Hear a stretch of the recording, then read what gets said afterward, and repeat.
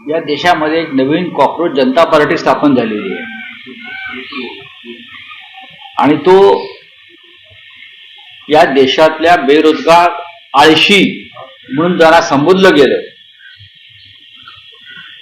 देशाच्या मुख्य न्यायाधीशाकडून, अशा तरुणांचा उद्रेक दिसतोय मला किंवा संताप दिसतोय या सगळ्या प्रकरणावरती. ते एक व्यंग आहे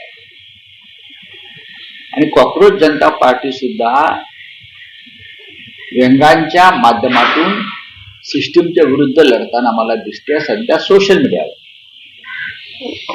व्यंग हे राजकारणातलं सगळ्यात मोठं हत्यार आहे, लक्षात घ्या. व्यंग हे राजकारणातलं सगळ्यात मोठं हत्यार आहे.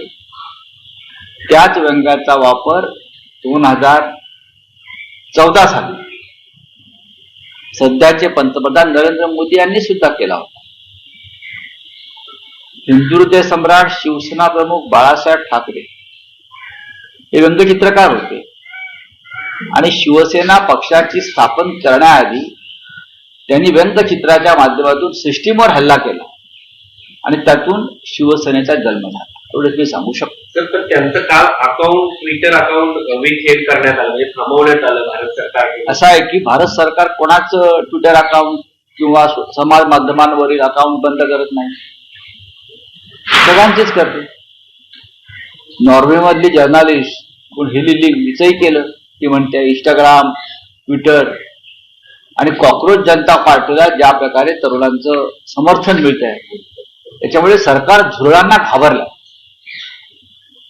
आणि झुरळ हा कठीण परिस्थितीत जगतो.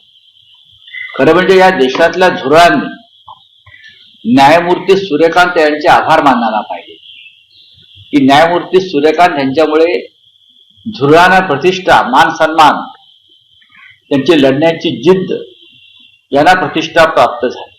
झुरळांना मारण्यासाठी आतापर्यंत काय औषध कंपन्यांनी कमी फवारण्या केल्या, नवीन नवीन औषधं काढली, तरी झुरळ सिस्टीमच्या विरुद्ध उभा आहे. आणि ते झुरळ किती ताकदीचं आहे हे न्यायमूर्ती सूर्यकांत यांच्यामुळे जगाला कळले.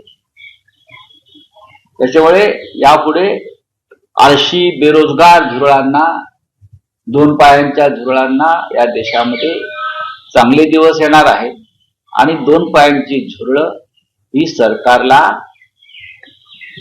सळोकी पळ करून सोडणार. तर याच्यामध्ये दोन मुद्दे, न्यायव्यवस्था बद्दल प्रश्नचिन्ह उपस्थित केलाय आणि जो निवडणूक आयोग निष्पक्ष निवडणुका घेतो. बघा, झुरळांनी, मी त्या झुरळ पक्षाचं जाहीरनामा वाचला. ते जे अभिजित दुबके आहेत सध्या बोस्टन विद्यापीठामध्ये शिकतात. मी त्यांची काही भूमिका पाहिल्या, समजून घेतल्या. जेव्हा तरुण विद्रोहाला उभा राहतो वेगळ्या वेगळ्या माध्यमातून, तेव्हा तरुणांचं मन समजून घेतलं पाहिजे. तरुणांनी, त्यांनी असं सांगितलेलं आहे, हा पक्ष कोणासाठी आहे? ज्यांच्या डिग्र्या ड्रॉवर मध्ये धूळ खात पडलेल्या आहेत किंवा ज्या तरुणांचं आयुष्य पेपर फुटीमुळे उद्ध्वस्त झालेलं, अनेक माध्यमातून, सरकारी यंत्रणातून ज्यांच्यावरती अन्याय झालेला आहे, मग न्यायालय असेल, निवडणूक आयोग असेल, अशा सर्व अन्यायग्रस्त धुरळांचा हा पक्ष. पण ह्या ज्या संस्थांवरती लोकशाही टिकलेली असते त्याच्याच वरती प्रश्नचिन्ह उपस्थित केले जाते. ज्या निवडणूक आयोगाने निवडणुका ह्या निष्पक्ष घ्याव्यात असं दावा केला जातो, मात्र त्याच्यावरती त्यांचा दावा आहे. बाबा, त्यात चुकीचं काय? त्यात चुकीचं काय आहे मला सांगा. आत्ताच मला कोणीतरी मी टीव्हीला बघितलं की भारतीय जनता पक्षाचे एक आमदार आहेत प्रसाद लाड म्हणून, त्यांना कोणीतरी धमकी दिली संभाजीनगरला. तुम्हाला कोण धमक्या देणार? भारतीय जनता पक्षाचे गुंड आम्हाला रोज धमक्या देतात. आम्ही तक्रारी करतोय का? आम्ही लढतो आहोत तुमच्याशी. तुम्हाला एक धमकी आली तर तुमचा अगदी तुम्हाला घाम फुटला. या देशामध्ये आता झुरळ जेव्हा बंद करायला लागतील तेव्हा धमक्या नव्हे तर त्याच्या पुढे जाईल प्रकरण, लक्षात घ्या.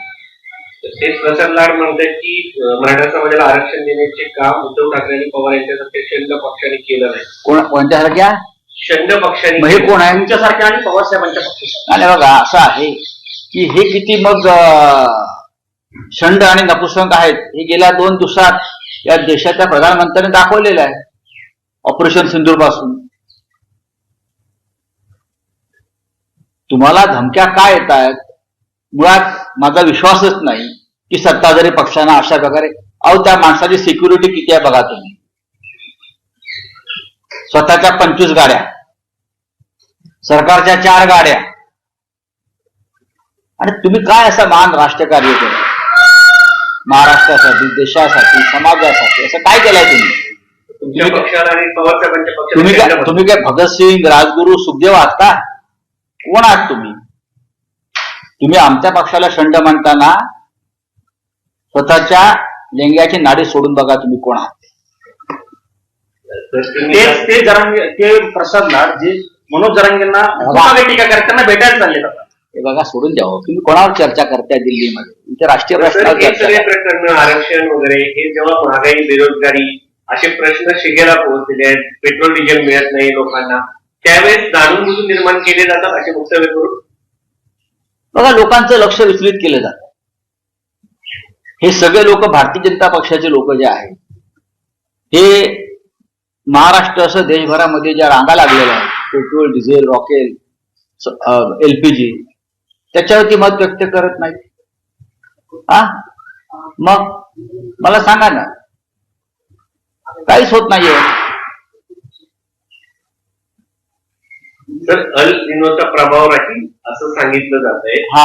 आणि काल महत्वाची बैठक देखील त्या ठिकाणी झाली, पाहायला मिळालं. हा. तर लोकांना कर्ज, शेतकऱ्यांना कर्ज दिली जात नाही, कारण की 30 जूनला कर्जमाफी होणार आहे आणि हंगाम तर सुरू झालाय, मशागतीला पैसे नाही, बँका कर्ज देते, अशी परिस्थिती आहे. सरकारने काही घोषणा केलेल्या आहेत. सरकारने केलेल्या घोषणांचा जर तुम्ही अभ्यास केला तर सरकार किती फसवा आहे हे तुम्हाला कळेल. सर, संजय शिरसाट जे राज्याचे मंत्री आहेत त्यांनी एक विधान केलं की पवारांना अजित पवारांच्या पक्षातील काही लोक बाहेर सोडून जातील अशा पद्धतीने त्यांचे पक्षाचे लोक, हो मग त्यांचा पक्ष का टिकणार आहे का? अमित शहा आणि देवेंद्र फडणवीस कोणताही पक्ष टिकवणार नाही, हे तुम्हाला मी आता सांगतो. हा, ठीक आहे. बोलिए. सर, कॉकरोच पार्टी का अकाउंट सस्पेंड कर दिया? देखिए, कॉकरोच पार्टी से सरकार डर गई. ये सरकार ऑपरेशन सिंदूर करने वाली सरकार, हाँ, कॉकरोच से डर गई, भारत की युवाओं से डर गई, वो भी आलसी और बेरोजगार. बोलिए. सर, तुम्ही काल इटलीच्या पंतप्रधान नरेंद्र मोदी इटलीच्या दौऱ्यावरती ट्वीट केले आहे. काल मगाशी बोललो राहुल त्याच्यावर. गांधी का कहना है कि मोदी जो है वो बाहर रील्स बनाने में बिजी थे, जबकि यहाँ बच्चे जो है परेशान थे. पेपर लीक और जो मार्किंग इस बार 12th के लिए हुई है, ऑन स्क्रीन मार्किंग, उसको लेकर काफी परेशान है. बच्चे परेशान है लेकिन सरकार परेशान नहीं है. सरकार को परेशानी होनी चाहिए बच्चों का दुख देकर, लेकिन सरकार परेशान नहीं है. तर एनडीएचे जे दिग्विजय सिंग यांच्या अध्यक्षतेखाली बैठक पार पडली संसदीय समितीची, त्याच्यामध्ये एनडीए मान्य करायलाच तयार नाही की पेपर लीक झाला म्हणून. ते म्हणतात की सीबीआयच्या तपासात जर ही गोष्ट मूर्ख लोक आहेत ते. या देशात आणि तरुणांचं वाटोळं केलेलं आहे या लोकांनी. केंद्रीय शिक्षण मंत्र्यांचा राजीनामा घेतला पाहिजे. महाराष्ट्रात पेपर फुटले, राज्याच्या मुख्यमंत्र्यांनी जबाबदारी घेतली पाहिजे. काय करताय? हा, तुम्हाला धमक्या नाही ते तुम्हाला रस्त्यावरती आणून लोकांनी जाब विचारला पाहिजे. सर, कमेटी ने भी कल बुलाया था एनडीए चीफ को, पार्लियामेंट कमेटी के सामने भी उनसे पूछताछ की गई है. आपको लग रहा है कि कुछ हल निकल पाए? कोई नहीं हल निकलेगा. नमक छिड़कने का काम है नहीं, उससे कुछ नहीं होगा. ये जो पेपर लीक मामले के जो सूत्रधार है ये भारतीय जनता पार्टी के लोग. इस देश की सभी यूनिवर्सिटी, उनके वाइस चांसलर्स, ये भारतीय जनता पार्टी के अपॉइंटी है ना, नॉमिनी है. ये जो यूपीएससी है, नीट है, उनके चेयरमैन है, ये बीजेपी के लोग हैं सब. तो आप क्या कर सकते हो?